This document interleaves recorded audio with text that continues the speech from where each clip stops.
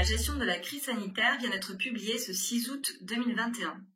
Elle prévoit désormais un nouveau cas de vaccination obligatoire dont on entend d'ailleurs largement parler dans la presse.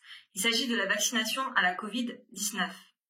Cette vaccination obligatoire va concerner les professionnels de santé de ville, mais également les professionnels plus largement qui interviennent au sein des établissements et services de santé et des établissements et services sociaux et médico-sociaux comme les hôpitaux, cliniques, maisons de retraite par exemple.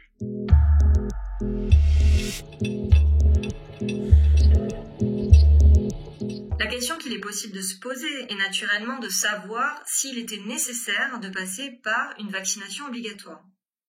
Sur ce point, le gouvernement estime que cette vaccination obligatoire est nécessaire compte tenu du fait que la couverture vaccinale est insuffisante dans les établissements de santé et dans les maisons de retraite, rejoignant sur ce point l'avis du Conseil scientifique.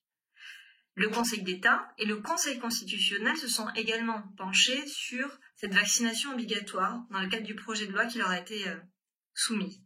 Le Conseil constitutionnel, dans son avis, émis le 6 août 2021, juge conforme à la Constitution ce procédé-là.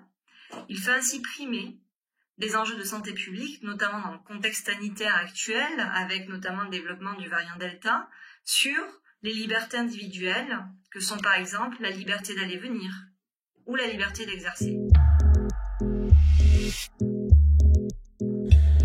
Concernant ce dispositif, il est prévu une montée en charge progressive, du 7 août au 14 septembre inclus, pour pouvoir exercer. Les professionnels de santé de la ville, les agents publics et les salariés des établissements sanitaires, sociaux et médico-sociaux vont devoir justifier soit d'un certificat de statut vaccinal, soit d'un certificat de rétablissement, d'un certificat également d'avoir bien eu des 2 doses ou d'un test PCR de moins de 72 heures. En revanche, à compter du 15 septembre 2021, il n'y aura plus de test PCR, il faudra qu'ils démontrent qu'ils sont bien rentrés dans le schéma vaccinal. À cet égard, un décret en Conseil d'État pris après avis de la Haute Autorité de Santé va d'ailleurs paraître sur les schémas vaccinaux.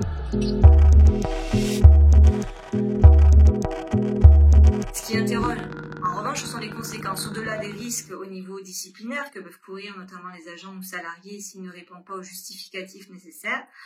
La loi a prévu la possibilité que le salarié et l'employeur se mettent d'accord pour que ce dernier pose des congés payés, mais à défaut, s'il n'y a pas de congés qui sont posés de manière commune entre l'employeur et le salarié ou l'agent public, il est prévu une suspension du contrat de travail ou une suspension des fonctions avec arrêt de la rémunération de l'agent public ou du salarié. Donc on voit bien qu'on va être dans une situation qui va être extrêmement difficile.